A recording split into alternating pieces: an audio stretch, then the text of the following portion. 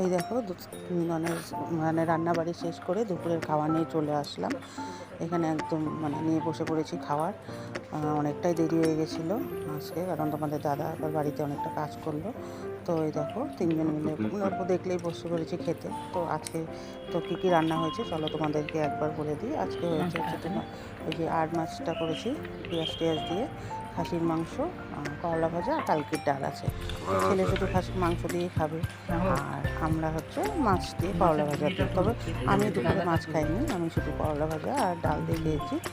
আর এই যে দেখো তোমার দাদাকে 2 পিস মাছ দিয়ে দিয়েছি, ও নিবে না, ওকে জোর করেছি। তো তারপরে দেখো খাওয়াটা একটু দেখাই তোমাদের। তো ওই যে জানো তোমাদের দাদা শুয়েছিল, ক্যামেরাটা করতে দেয়নি তোমাদের, যাই হোক করলাম। তো এখন কোথায় যাচ্ছি বলো তো?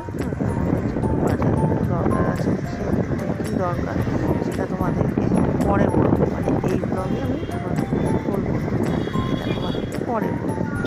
তো যাচ্ছি আমরা এখন একটু, বললামই তো বাজারে। তো ওখানে একটা জিনিস কেনার ছিল, ওটা কিনে তারপরে বাড়ি চলে আসবো।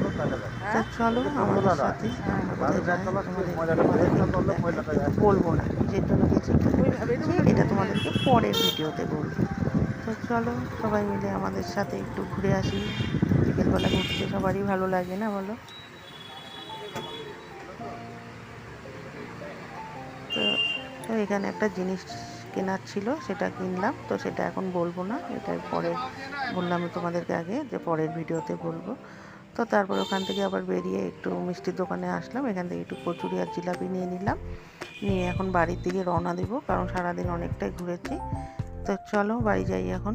তো এই দেখো বাড়ি চলে আসলাম, এখানে মাকে জিলাপি দিয়েছি, মা যে জিলাপি খাচ্ছে। তো এই দেখো বন্ধুরা, তোমাদেরকে তো সারাদিনই দেখালাম আমি কি কি করলাম।